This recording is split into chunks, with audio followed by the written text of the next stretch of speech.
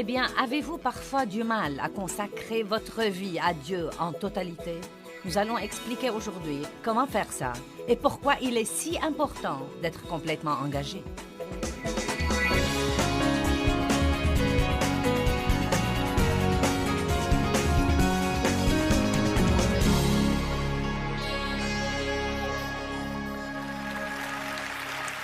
Eh bien, je suis tout excitée par les choses que Dieu m'a mises dans le cœur ce week-end. Il m'a mis dans le cœur le verset de Jean 14, 6, où Jésus dit « Je suis le chemin, la vérité et la vie. Nul ne vient au Père que par moi. » Et pendant que je l'étudiais et que j'en développais une série, j'ai commencé à comprendre qu'il y a essentiellement une guerre qui se déroule entre la culture et le christianisme. Nous devons veiller comme chrétiens à ne pas oublier ce que Jésus a dit comme quoi nous sommes dans le monde, mais nous ne sommes pas du monde.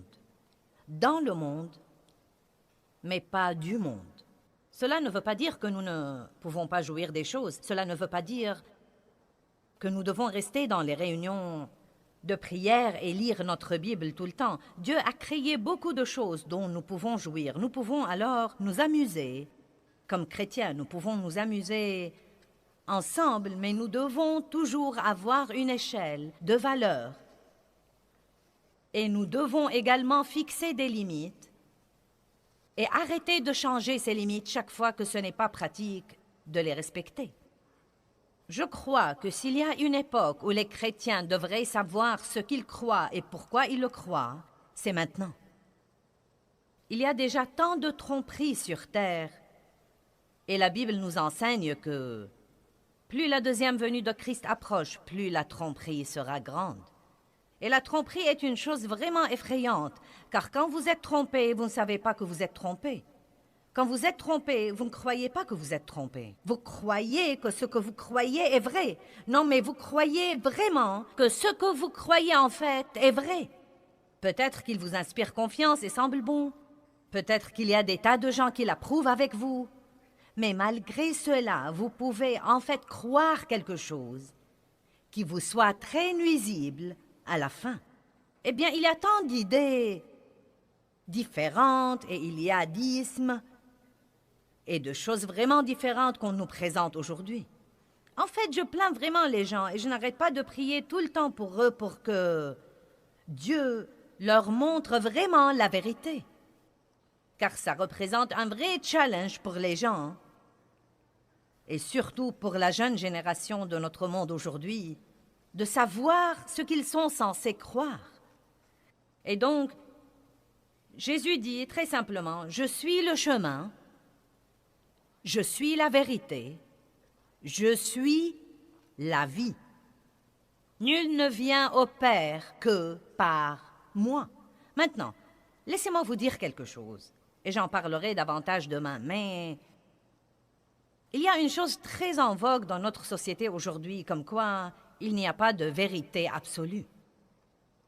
En fait, et c'est très triste, les dernières statistiques que j'ai écoutées disent que 13% seulement des chrétiens régénérés croient que la Bible est la vérité absolue. C'est très triste. Je trouve ça intéressant. Je crois que les parties que nous ne voulons pas croire sont les parties qui vont changer notre style de vie. Je me demande combien d'athées croiraient en Dieu si cette croyance ne les contraignait pas à changer leur style de vie.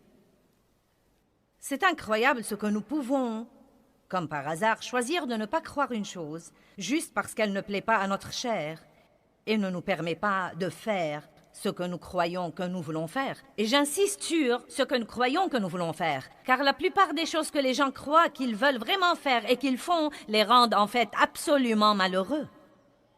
Et ils se démènent tout le temps pour faire à leur idée. Je veux vous parler ce soir de la première partie de Jean 14, 6, où Jésus dit « Je suis le chemin ». Puis il dit « Je suis la vérité ». Le monde dit qu'il n'y a pas de vérité absolue, mais Jésus a dit « Je suis la vérité ». Il n'a pas dit « Je suis une vérité ». Il a dit « Je suis la vérité ». Il n'a pas dit « Je suis un chemin ». Il a dit « Je suis le chemin ». Peut-être que vous pensez « Eh bien, vous savez, Et si ceci n'était pas vrai, comment saurais-je que c'est vrai? Eh bien, le meilleur moyen auquel je peux penser pour dire aux gens comment ils sauraient que c'est vraiment vrai, c'est de l'essayer. Allez-y, testez-le. Je ne crains nullement de vous dire de le tester, car si vous le testez, non mais vraiment, vraiment le tester, et je veux dire vivre selon les principes de la Bible, vous allez aimer les résultats. Vous allez aimer les résultats. Maintenant, vous voyez, si quelqu'un me dit « Joyce, comment sais-tu que la Bible est vraie? » Je sais que la Bible est vraie parce que je sais comment était ma vie et je sais également comment étaient mes entrailles. Je sais comment était mon âme. Et j'ai mis ces principes en pratique et je sais dans mon fort intérieur que ce que Dieu a fait pour moi, personne d'autre que Dieu n'aurait pu l'avoir fait.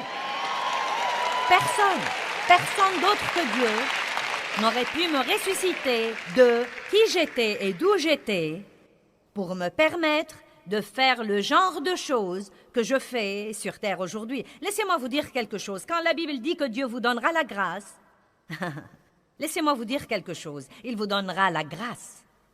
Et quand la Bible dit que Dieu vous donnera le double pour vos ennuis, une double rémunération, une double récompense, pour toutes les injustices que vous avez subies, il vous donnera réellement le double pour vos ennuis.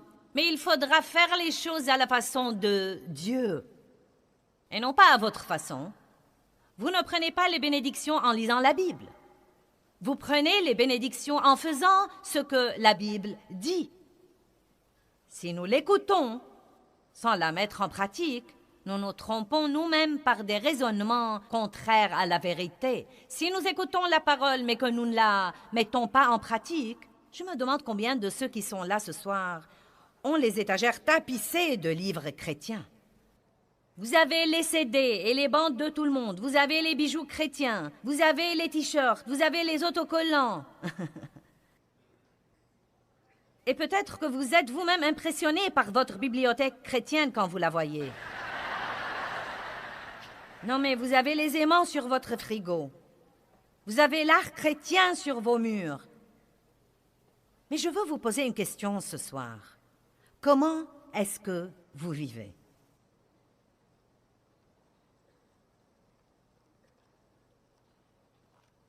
C'est dangereusement calme par ici.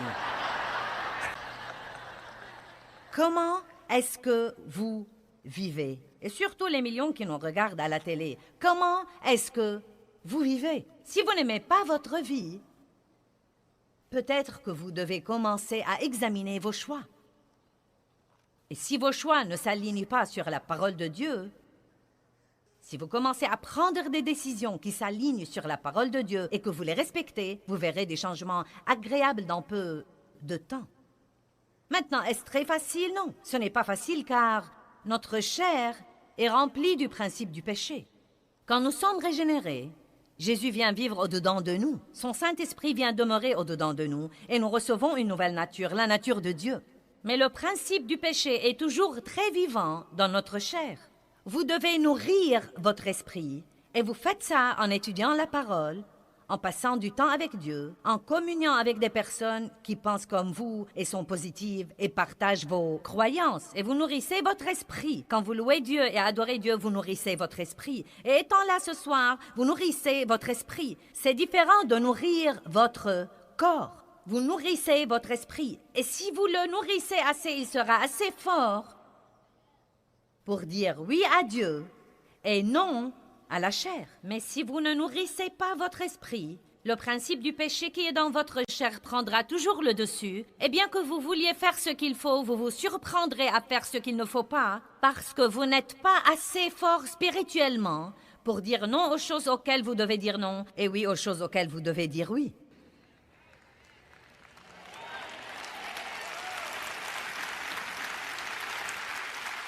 Dans Exode 33, 18, Moïse a prié une prière absolument merveilleuse.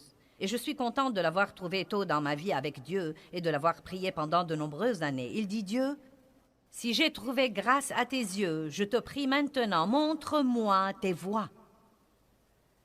Dieu, si j'ai trouvé grâce à tes yeux, ne priez pas pour une nouvelle voiture. Ne priez pas pour ce mari sans lequel vous ne pouvez pas vivre. Ne priez pas pour une promotion au travail. Dites Dieu, si j'ai trouvé grâce à tes yeux, je te prie de me montrer tes voies. Je ne dis pas qu'il ne faut pas prier pour ces autres choses. Dites à Dieu tout ce que vous voulez. Vous pouvez adresser vos prières à Dieu, mais ne demandez jamais à Dieu de vous donner des tas de trucs si vous ne voulez pas d'abord ses voies. Ses voies. Nous devons apprendre ce qui plaît au Seigneur. Quand Jésus a dit qu'il était le chemin, il ne voulait pas seulement dire qu'il était le chemin du ciel. Bien des fois, nous pensons que ce verset veut juste dire « Oui, oui, Jésus est le chemin du ciel ». Non. Il est venu pour nous montrer comment nous devons vivre. Il est venu pour nous donner l'exemple de la manière dont nous devons vivre.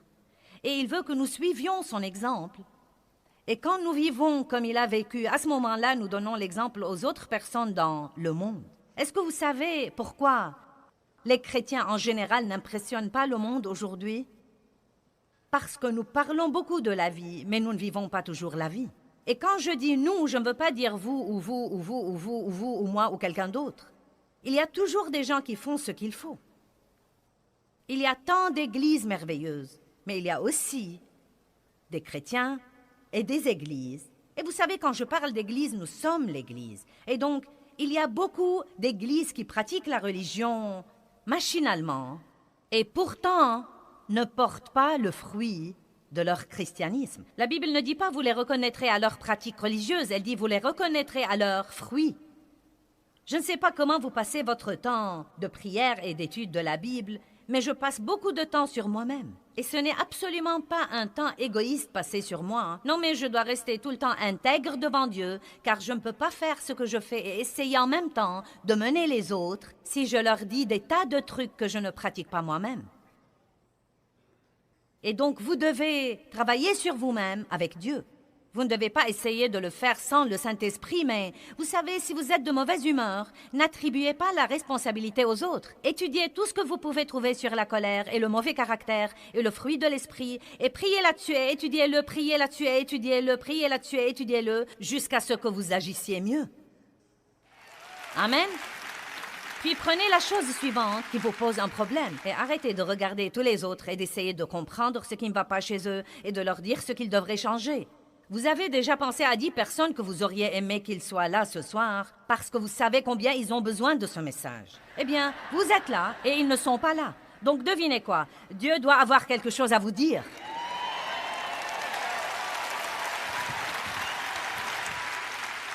Une des plus grandes erreurs que nous faisons, c'est de nous asseoir sur les bancs et de ne prêter aucune attention à ce qui est dit. Ça m'est égal si ce que je dis est souligné 25 fois dans votre Bible. Ce soir, Dieu veut vous parler à vous.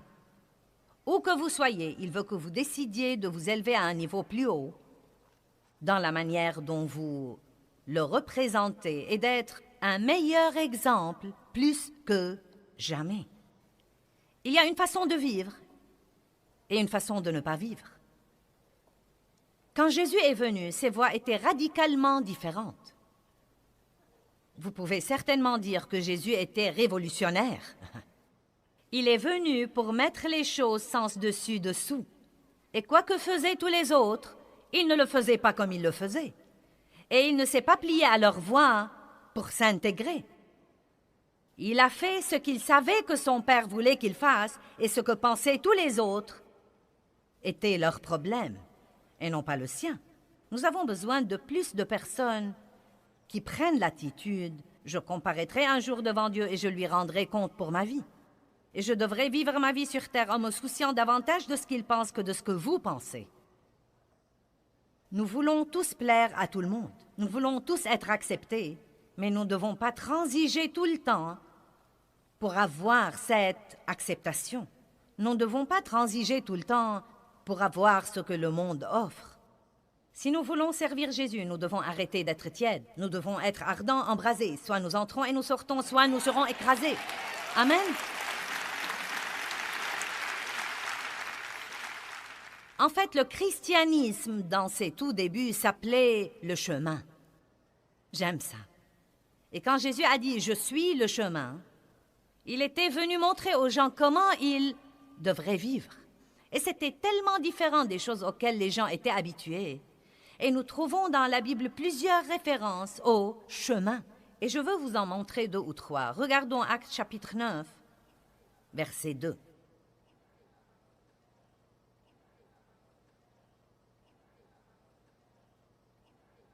Qui d'entre vous convient avec moi que nous devons savoir ce que nous croyons et pourquoi nous le croyons et nous y accrocher aujourd'hui plus que jamais?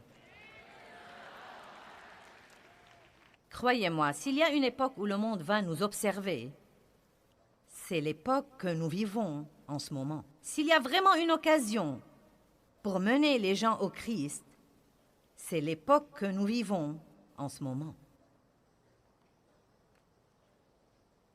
Et lui demanda des lettres pour les synagogues de Damas, afin que s'il trouvait des hommes ou des femmes qui fussent de la voie de la vie déterminée par la foi en Jésus-Christ, il les amena liés dans les chaînes à Jérusalem. C'était avant la conversion de Saul, quand il cherchait les chrétiens pour les arrêter et les persécuter et les battre. Mais écoutez ce que dit la Bible amplifiée.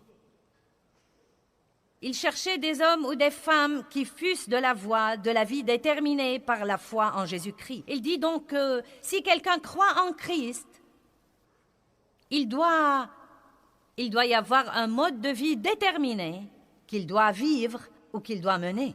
Et vous savez, ça m'a vraiment aidé personnellement et ça m'a simplifié les choses plus que jamais quand j'ai finalement compris, il y a quelques années, il y a peut-être 8 ou 10 ans, quand j'ai finalement compris qu'une des raisons pour lesquelles les gens ont tant de mal à vivre leur vie chrétienne et leur expérience chrétienne, c'est qu'ils confient et délèguent tout à l'Église et ne se rendent pas compte qu'être chrétien veut tout d'abord dire vous détourner de votre péché, reconnaître que vous êtes pécheur, demander à Dieu de vous pardonner et savoir qu'il n'y a pas moyen d'avoir une relation avec Dieu que par Jésus-Christ qui a vécu la vie parfaite. Vous lui demandez de venir vivre au-dedans de vous, et cela marque le commencement de votre christianisme. C'est comme ça que vous devenez chrétien. Mais cela doit être concrétisé par un style de vie. Les chrétiens devraient avoir un style de vie différent de tous les autres. Un style de vie complètement différent. Vous voyez, j'ai un style de vie maintenant. Et mon style de vie implique se lever le matin et prendre tout d'abord mon café, et étudier la parole et passer un temps avec Dieu. C'est mon style de vie. Ce n'est plus quelque chose que je dois essayer de faire. C'est comme quand je me lève le matin, je me brosse les dents, je mets quelques gouttes pour les yeux dans mes yeux parce qu'ils s'assèchent et je me lave le visage. Il y a certaines choses que je fais, c'est mon style de vie et nous avons tous un style de vie. Même ma chienne a un style de vie. Non mais croyez-moi, elle a ses habitudes et son style de vie. Non, mais je ne comprends vraiment pas comment la chienne sait les choses qu'elle sait. Mais elle sait des choses. Et il y a des endroits où elle veut s'asseoir et des endroits où elle ne veut pas s'asseoir. Et si elle veut s'asseoir sur mes genoux, elle veut que je cherche une couverture et que je la mette sur mes genoux. Et elle se tient au pied de ma chaise et me regarde comme pour me dire « Eh bien !» Et je sais qu'elle veut que je cherche la couverture de fourrure et que je la mette sur mes genoux. Et dès que je fais ça, elle monte sur mes genoux. Elle a un style de vie. Et c'est une chienne. Tout le monde a un style de vie. Mais si vous êtes chrétien depuis 5 ans et votre style de vie est toujours le même...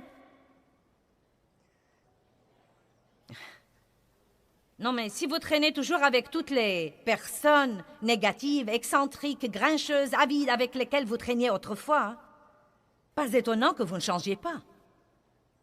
Être chrétien ne vient pas de venir à un hôtel, de prendre la promesse d'un billet au ciel, puis d'aller à l'église 1 ou 2 fois par mois, de prier une prière quand vous êtes désespéré et d'espérer que ceci couvre tout. C'est un style de vie. Un style de vie. Et je veux voir ce soir des personnes qui sont poussées à vivre un style de vie. Non, mais un style de vie engagé. Et ne pensez pas à toutes les choses que vous devez laisser tomber, car toutes les choses que vous devez laisser tomber vous rendent malheureux de toute façon. Tout ce que vous devez abandonner vous rend malheureux de toute façon, mais vous y êtes habitué. Vous y êtes juste habitué. C'est étonnant que nous puissions nous habituer à une chose et continuer à la faire, même si nous savons qu'elle nous tue. Vous entendez tellement de gens dire qu'ils sont occupés, qu'ils sont stressés. Je ne peux pas continuer comme ça. Je ne le peux vraiment pas, mais ils continuent à le faire.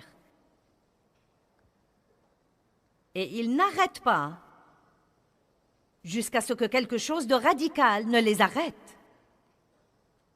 Et c'est étonnant ce qu'ils peuvent changer leur style de vie. C'est étonnant qu'un homme occupé n'ait aucun temps jusqu'à ce qu'il ait une crise cardiaque et tout à coup, il a toutes sortes de temps.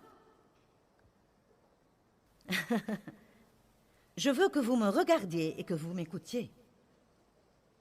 Vous devez prendre la décision de commencer à ordonner votre vie et à arrêter de laisser votre vie vous ordonner. Maintenant, vous devez comprendre ça ce soir. Et si vous voulez, cela peut vous changer la vie, car souhaiter qu'elle change ne va pas la changer. Les souhaits sont inutiles. Ils ressemblent à se balancer dans un fauteuil à bascule toute la journée. Cela vous garde occupé, mais ne vous sert à rien. Si seulement, si seulement, si seulement, si seulement, si seulement, si seulement. Ça ne vous sert à rien. Je dis toujours que nous n'avons pas besoin de souhaits, mais de volonté. Nous devons coopérer avec la puissance du Saint-Esprit qui nous a été donnée. Et nous devons commencer à prendre les décisions que la Bible nous dit de prendre et arrêter de trouver des excuses et de dire « c'est trop dur, je ne peux pas, je sais que je devrais, mais… » Et ensuite aller à l'église et tourner autour de la même montagne toute la semaine. J'ai fait ça pendant plusieurs années. J'étais chrétienne et j'aimais le Seigneur. Je ne l'aimais pas évidemment de tout mon cœur. J'avais un amour pour Dieu. Et j'étais vraiment régénérée. J'avais reçu le Christ comme mon sauveur et je savais que le salut était par la grâce. Et je croyais que j'irais au ciel si je mourrais. Je ne parle pas d'aller au ciel ou de ne pas y aller, je parle du genre de vie que vous devez vivre. Voulez-vous être malheureux pendant que vous êtes ici-bas? Voulez-vous prendre quelqu'un avec vous? Si vous voulez aller au ciel, voulez-vous prendre quelqu'un avec vous? Voulez-vous prendre vos bien-aimés? Vous n'avez pas besoin de leur casser les oreilles avec la Bible.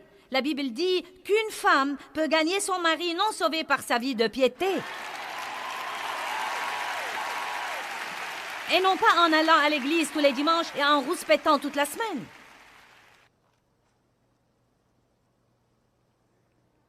Vous êtes venu, vous saviez ce que vous auriez de moi quand vous êtes venu, donc…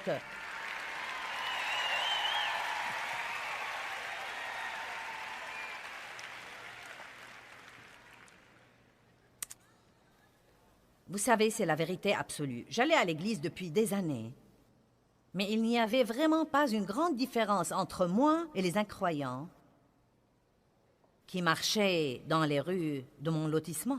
Je parlais comme ils parlaient. Je pensais comme ils pensaient. Je potinais comme ils potinaient. Je regardais ce qu'ils regardaient à la télé. Je faisais les mêmes choses qu'ils faisaient. Peut-être pas tout à fait. Oui, j'avais une certaine échelle de valeur. Mais j'y pensais aujourd'hui. Probablement pendant que j'allais à cette église tous les dimanches, je brisais presque tous les 10 commandements. Dieu n'était pas le numéro 1 dans ma vie. Je l'étais. Le premier commandement dit « Tu n'auras pas d'autre Dieu devant ma face ». La plupart de nous idolâtrent notre moi et notre volonté, même comme chrétiens.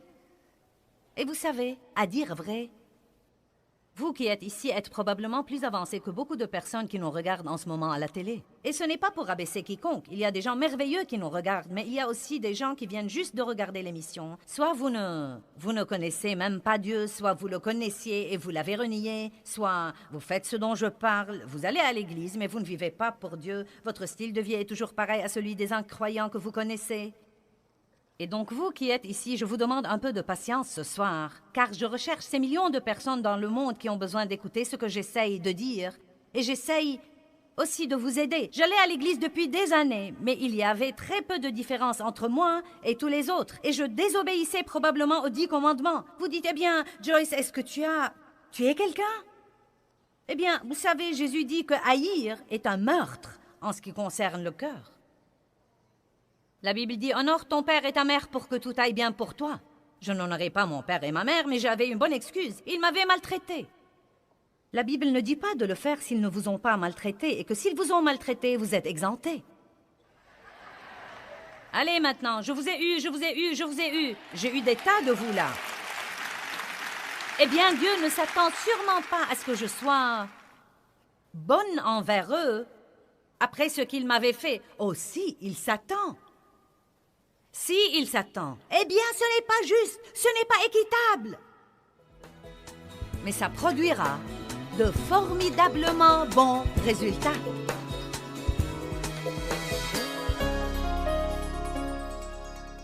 Eh bien, je veux vous encourager aujourd'hui à commencer à ordonner votre vie et à ne pas permettre à votre vie de vous ordonner. C'est très important de ne pas laisser tout ce qui est autour de vous vous contrôler. Et je veux vraiment vous aider sur ce plan, car je sais que certains d'entre vous croient qu'ils n'ont pas le contrôle. Et vous dites, eh bien, ceci arrive et cela arrive, et ce n'est pas moi qui décide. Eh bien, vous savez, il y a une vie bénie qui vous attend. Et ce n'est pas une vie dont vous lisez à propos et dont parlent les autres. Vous pouvez vivre une vie bénie. Vous pouvez vivre une vie bénie.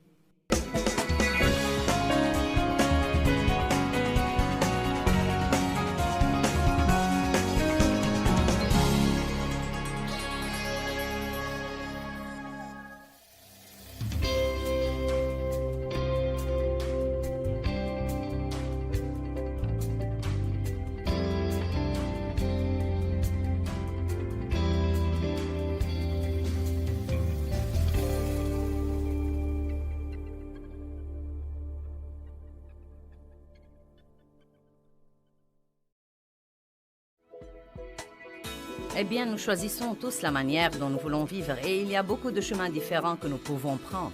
Mais il n'y a qu'un seul chemin qui puisse nous apporter le vrai bonheur. Apprenez aujourd'hui ce que vous devriez faire dans jouir de la vie de tous les jours.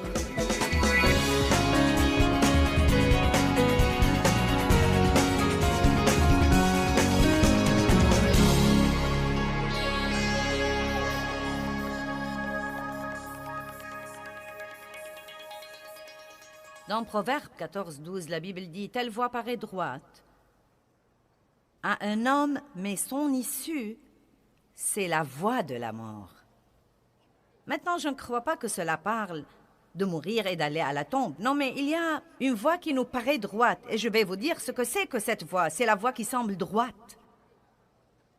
C'est la voie qui semble confortable. Elle ne fait pas pression sur notre chair. Il y a une voie qui paraît droite à l'homme. Il y a une voie qui paraît logique à l'homme. Mais cette voie nous remplit de toutes sortes de misères dont nous pouvons possiblement être remplis. Combien d'entre vous répondront au moins à ça? Croyez-vous que nous ayons besoin de plus des chrétiens vraiment paisibles et remplis de joie?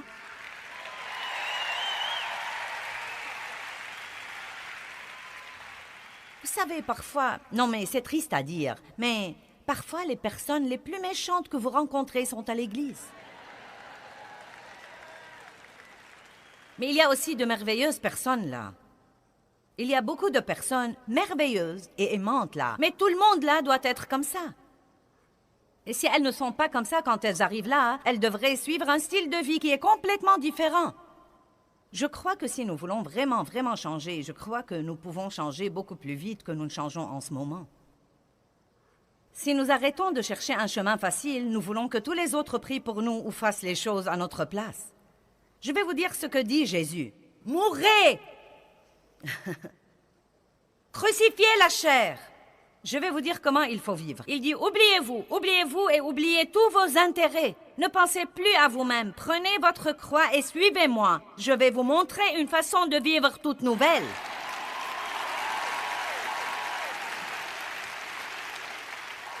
Maintenant, je veux vous dire autre chose. Et je veux vous dire des choses très importantes que vous devez comprendre et que vous devez peut-être noter. Si vous voulez vivre comme il faut, vous devez le faire exprès. Le faire exprès, c'est une pensée puissante. N'attendez pas d'en avoir envie. N'attendez pas que ce soit confortable et que tous vos amis le fassent. Vous devez le faire toujours exprès, surtout au début du chemin.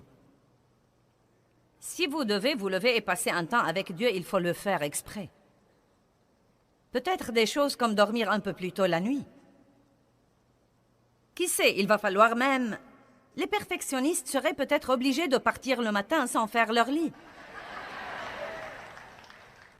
Cela ne veut pas dire ne jamais vous occuper de ce dont vous êtes censé vous occuper, mais je vous dis simplement qu'il y a parfois des choses qui sont plus importantes que de partir après que le lit soit fait et la vaisselle lavée. Passer un temps avec Dieu doit faire partie de votre style de vie. Ne vous permettez pas de ne pas passer un temps avec Dieu.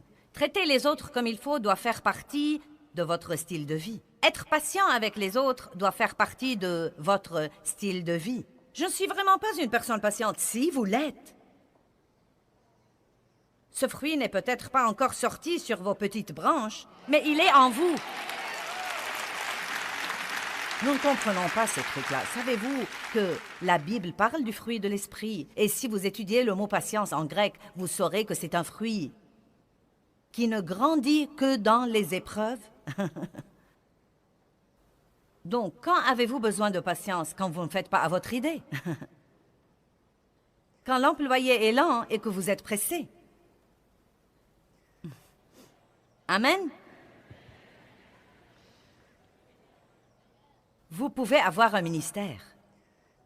J'en ai vraiment assez des personnes qui n'arrêtent pas de dire « J'attends que Dieu me montre mon ministère ». Dans bien des cas, je crois qu'ils attendent une tribune et non pas un ministère. Car si vous voulez un ministère, il y en a un de disponible pour vous. Ne regardez pas plus loin, c'est partout où que vous regardiez. Et ce n'est pas toujours prêcher quelqu'un. Bien des fois, c'est montrer le fruit que Jésus a montré quand il était là. Une partie de ce qu'il a fait était d'être l'ami des pécheurs. Il n'allait pas se lier d'amitié avec eux s'ils n'étaient pas prêts à changer. Mais c'est une des choses qui ont vraiment ébahi les religieux de son temps. Il parlait aux prostituées. Il mangeait avec les percepteurs. Il fréquentait particulièrement les gens mauvais. Maintenant, vous savez que la Bible nous dit que nous devons sortir d'entre eux et de nous mettre à l'écart. Et oui, il y a une vérité là-dedans. Je dis toujours, je fréquenterai n'importe qui tant que je l'affecte moi-même et qu'il n'arrive pas à m'infecter.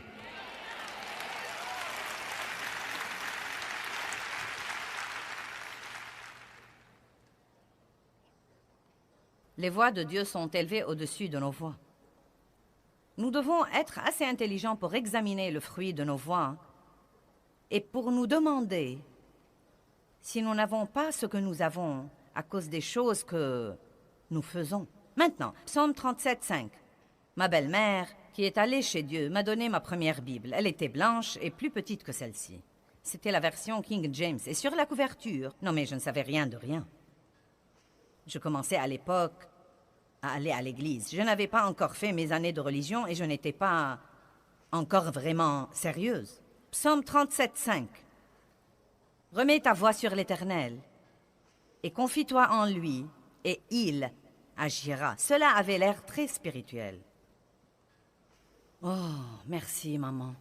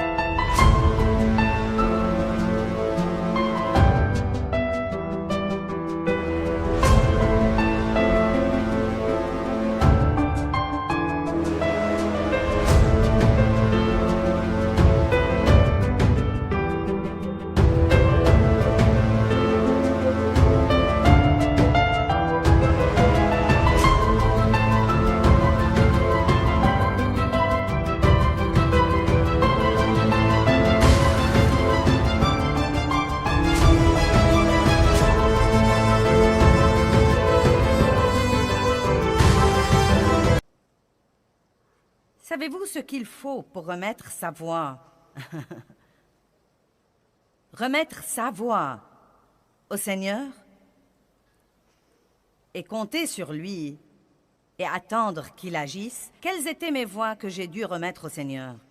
Eh bien, tout d'abord, j'avais beaucoup d'habitudes mentales qui faisaient partie de mon style de vie, qui devaient être remises à Dieu. Je m'inquiétais à tout propos. Je passais aujourd'hui en essayant de comprendre demain. C'est ça l'anxiété. Et le raisonnement. Je me rendais presque folle en voulant savoir pourquoi et quand. Pourquoi Dieu, pourquoi? Quand Dieu, quand? Quand, pourquoi, quand? Je ne pouvais pas me calmer et même être vaguement détendue avant de croire avoir tout compris. J'ai dû renoncer à tout ça. Vous ne pouvez pas avoir la paix et faire ça. Eh bien, que fera Dieu? Je ne sais pas. Et quand le fera-t-il? Je ne sais pas. Et s'il ne le fait pas? Ce n'est pas censé être fait dans ce cas.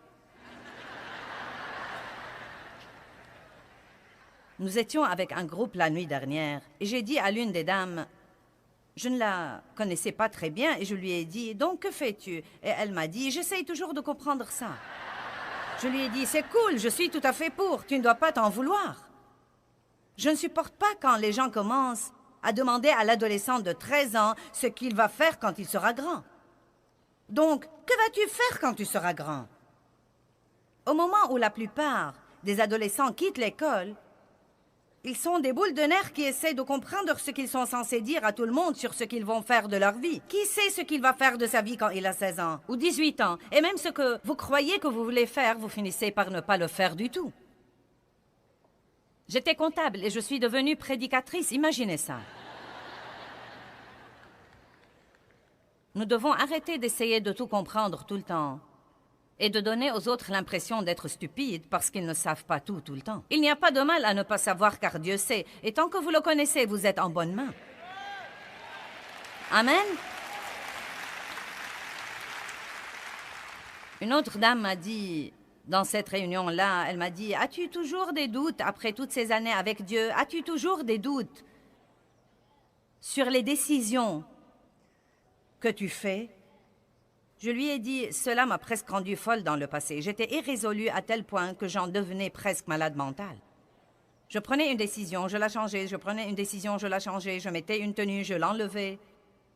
Même choisir un resto causait une dépression à la personne qui m'invitait, car je voulais aller au resto qui avait la salade que j'aimais, mais il n'avait pas le café que j'aimais, et donc je changeais d'avis et je disais que je voulais aller à celui-ci et ainsi de suite. Je lui ai dit, tu sais quoi? Je peux sincèrement te dire que je ne me préoccupe plus de tout cela. Elle était un peu plus jeune que moi et je lui ai dit, tu serais étonnée de ce que l'expérience avec Dieu ferait pour toi. Et où que vous en soyez dans votre vie avec Dieu, continuez à aller de l'avant, car plus vous avez de l'expérience avec Dieu, plus votre vie sera facilitée. Car tôt ou tard, vous comprendrez que Dieu est Dieu et qu'il sait ce qu'il fait. Et qu'il est fidèle et qu'il intervient toujours au bon moment. Peut-être qu'il ne fait pas tout comme vous voudrez qu'il le fasse, mais comprenons que si nous n'avons pas l'exaucement que nous voulons, c'est que ses voix sont élevées au-dessus de nos voix et que ses pensées sont élevées au-dessus de nos pensées. Et ce que nous croyons que nous voulons est parfois la chose même qui nous rendra absolument malheureux. Et donc, elle m'a plutôt regardé comme, vous savez, presque comme pour dire, mince alors, est-ce possible? Et je lui ai dit, tu sais, je crois, et je veux partager ça avec vous, je crois qu'une des raisons pour lesquelles je ne stresse plus à propos de mes décisions, j'essaye de prendre les meilleures décisions qui soient, surtout lorsqu'il s'agit de choses importantes. Je ne prends pas mes décisions à la légère, mais la raison pour laquelle je peux avoir la paix maintenant à propos de mes décisions est que je sais très bien que si je fais une erreur, ça n'aura aucune importance.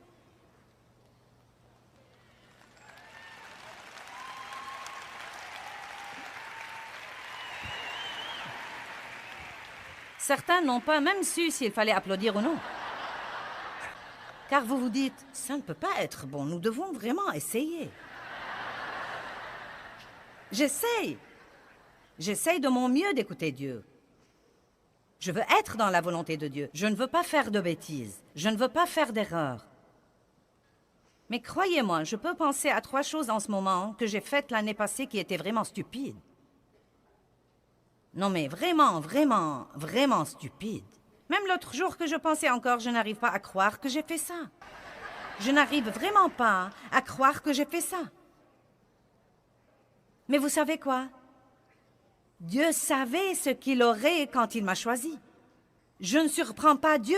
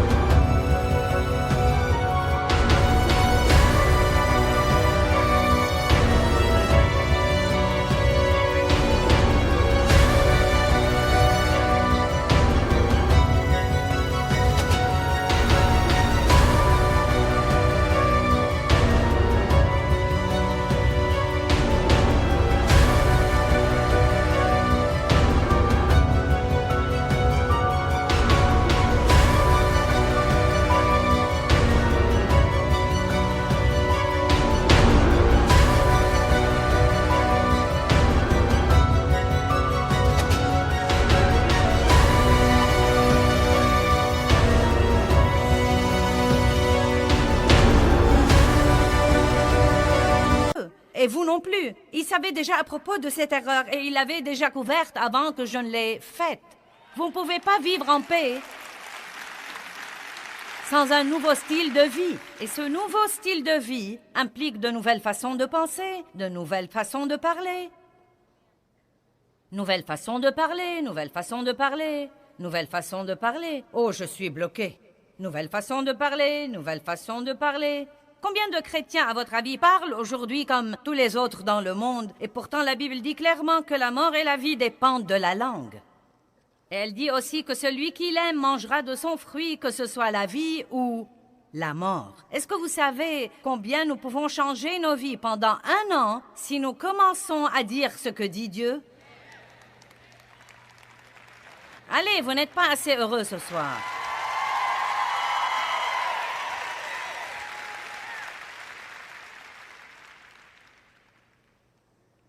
J'avais tant de mauvaises habitudes. Tant de choses qui faisaient partie de mon style de vie. Vous savez comme quoi, si je ne me faisais pas à mon idée, je me vexais. Je n'y pensais pas, c'est ce que je faisais. C'était une habitude. Mais j'ai une nouvelle habitude maintenant. J'ai l'habitude de la paix. Et je l'ai acquise difficilement. J'ai besoin d'avoir la paix. Si nous avons un problème, nous le résoudrons. Je suis prête à ravaler ma fierté. Nous le résoudrons car je ne veux pas vivre sans paix. Je dois avoir la paix. Maintenant, suis-je arrivé facilement à ce point? Non. Mais laissez-moi vous dire quelque chose. Ce que vous endurez pour apprendre à faire ce qu'il faut, bien qu'il soit dur, est loin d'être aussi dur que de rester comme vous étiez. Il n'y a rien de plus effrayant pour moi que de rester comme j'étais et de ne jamais changer et de continuer à tourner et tourner autour des mêmes montagnes tout le temps. Je sens monter quelque chose que je suis censé vous dire. Arrêtez d'attribuer à quelqu'un d'autre la responsabilité de votre joie.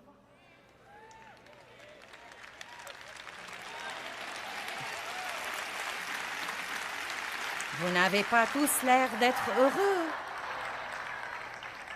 Eh bien, si tu ne faisais pas ça, je serais heureuse. Et si tu faisais ça, je serais heureuse. Je ne crois pas. Car si notre bonheur dépend de ce que font tous les autres, comment allons-nous être heureux? Oui, je reconnais que ce n'est pas facile. Mais c'est faisable. Eh bien, je veux m'arrêter là pour un instant et nous reviendrons à l'enseignement dans un moment. Je veux vous parler, juste vous et moi pour un instant, de quelques points que je trouve vraiment importants. Tout d'abord, je crois que c'est très important de remettre nos voix à Dieu.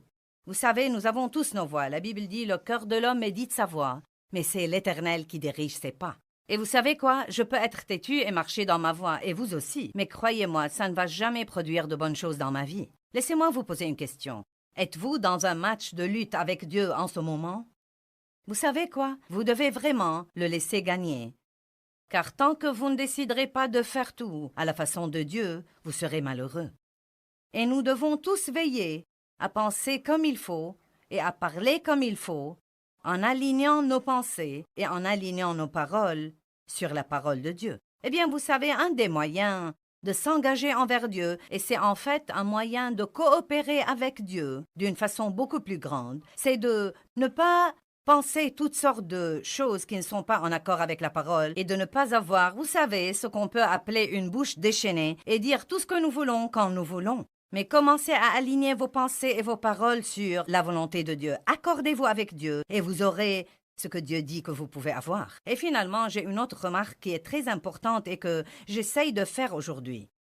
Prenez la décision aujourd'hui pendant que vous prenez d'autres décisions. Prenez la décision de ne pas attribuer aux autres la responsabilité de vous garder heureux. Je faisais ça depuis longtemps. Je pensais, eh bien, je serais heureuse s'ils faisaient ceci, et si mes enfants ne faisaient pas cela, et je serais heureuse si. La vérité est que j'ai dû prendre la responsabilité de ma joie et dire « La joie du Seigneur est ma force et je peux être heureuse si je le veux, quoi qu'il arrive autour de moi, car je peux réagir d'une façon complètement pieuse et non pas d'une façon impie. » Donc j'ai voulu prendre cette petite minute pour remettre avec vous l'accent sur ces points essentiels, car parfois nous entendons des choses, mais nous ne leur prêtons pas l'attention qu'il faut. Maintenant que je vous les ai fait comprendre, encore une fois, revenons à l'enseignement de la conférence. La Bible parle du chemin spacieux qui mène à la mort et du chemin resserré qui mène à la vie. C'est facile de vivre sur le chemin spacieux. Il y a toutes sortes de gens dans le monde sur le chemin spacieux, et triste à dire, il y a beaucoup de chrétiens là-bas avec eux.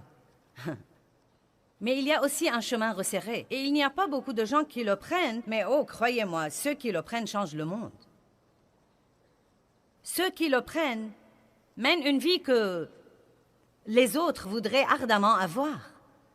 Ils ont quelque chose de spécial, quelque chose de très différent de tous les autres. Il faut de la discipline. Toute discipline sur le moment ne semble pas sujet de joie, mais plus tard, nous devons nous soucier davantage de plus tard. Et ça fait partie du problème de notre culture. Aujourd'hui, tout est instantané. Je dois l'avoir en ce moment. Je ne peux pas supporter la satisfaction retardée. Je ne veux pas épargner pour l'avoir. Je vais mettre mes achats sur mon compte. Peu importe si je peux me le permettre ou pas, si j'appuie cette carte de crédit, il y en a beaucoup plus là-bas. On m'en donnera d'autres. Les gens vivent dans des maisons qu'ils ne peuvent pas se permettre. Ils ont de belles voitures que ce n'est pas à eux de conduire. Pourquoi? Pour impressionner les autres. Et le monde nous dispense d'attendre quoi que ce soit. Tout ce que nous l'avons instantanément. Nourriture instantanée, photo instantanée, blanchisserie drive-in, nettoyage drive-in. Mais comme je le dis tout le temps, vous pouvez avoir tout en drive-in, sauf un exaucement drive-in.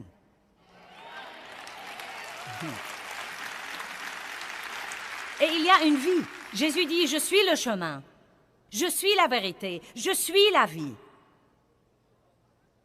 Le mot « vie » est utilisé 733 fois dans la Bible. Mais ce mot, il est capitalisé 25 fois dans la Bible. Et toutes ces 25 fois parlent en fait de la vie comme Dieu lui-même l'a. Et c'est la vie que Jésus est venu nous donner. Non pas pour respirer, non pas pour occuper de l'espace, mais pour vivre. Non, mais pour vivre, vraiment vivre. Et non pas traîner tous les jours en espérant survivre jusqu'à ce que Jésus revienne vous prendre. Oh, crois-moi, sœur, j'ai le diable sur le dos et je ne sais pas vraiment si je pourrais le supporter. Ma belle, tu as vu le chapeau que portait Henriette sur la tête? Vraiment, ça ne lui va pas. Et tu as vu la voiture que conduit ce pasteur? Tu sais, ce n'est pas à lui de conduire une si grande voiture. Je te parie qu'il a pris nos dîmes et nos offrandes pour l'acheter.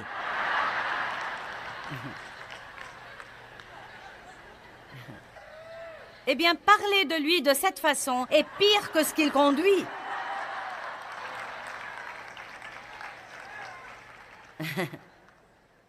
J'ai mon autocollant, j'ai mon stylo de Jésus, je vais à l'église, alléluia, le Seigneur soit loué.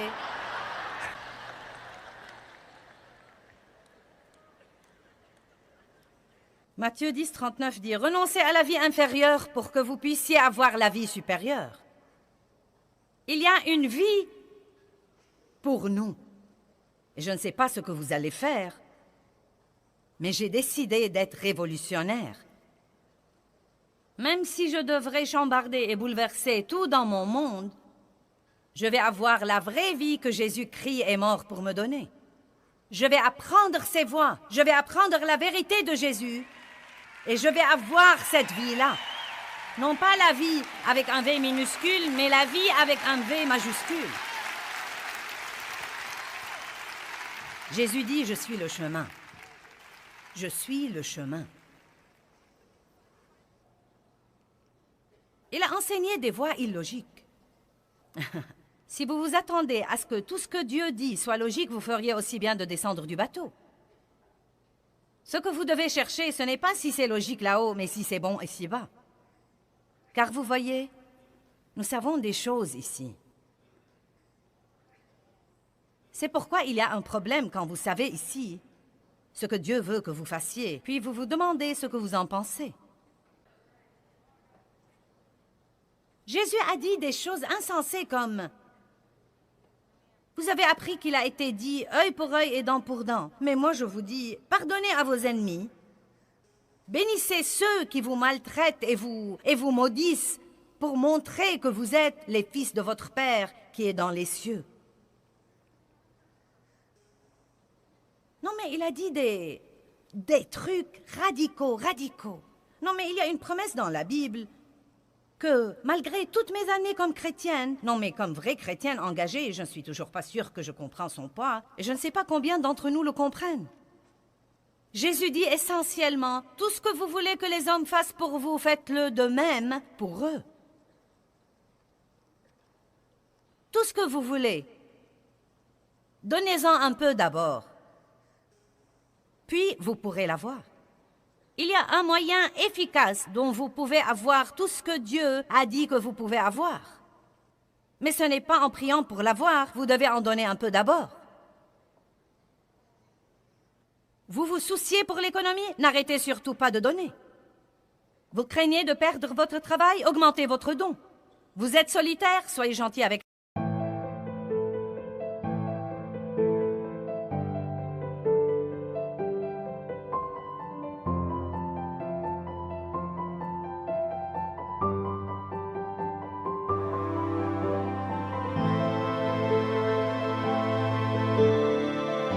les autres.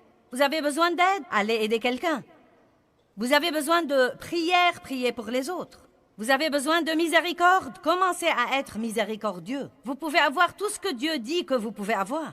Non seulement tout ce que vous voulez, mais encore tout ce que Dieu dit que vous pouvez avoir. Mais vous ne moissonnez que d'après ce que vous semez. Et ça ne marche pas seulement au moment des offrandes, ça marche tous les jours de notre vie, toute la journée, 24 heures par jour, 7 jours par semaine. Nous moissonnons ce que nous semons.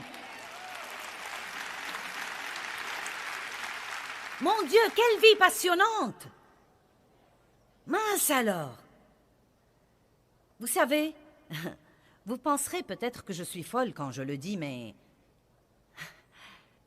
c'est presque comme un jeu pour moi maintenant.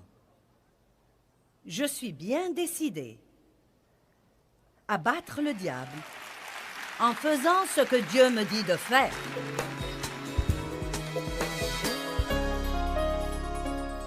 Eh bien, je veux vous encourager aujourd'hui à commencer à ordonner votre vie et à ne pas permettre à votre vie de vous ordonner. C'est très important de ne pas laisser tout ce qui est autour de vous vous contrôler. Et je veux vraiment vous aider sur ce plan, car je sais que certains d'entre vous croient qu'ils n'ont pas le contrôle. Et vous dites, eh bien, ceci arrive et cela arrive, et ce n'est pas moi qui décide. Eh bien, vous savez, il y a une vie bénie qui vous attend. Et ce n'est pas une vie dont vous lisez à propos et dont parlent les autres. Vous pouvez vivre une vie bénie. Vous pouvez vivre une vie bénie.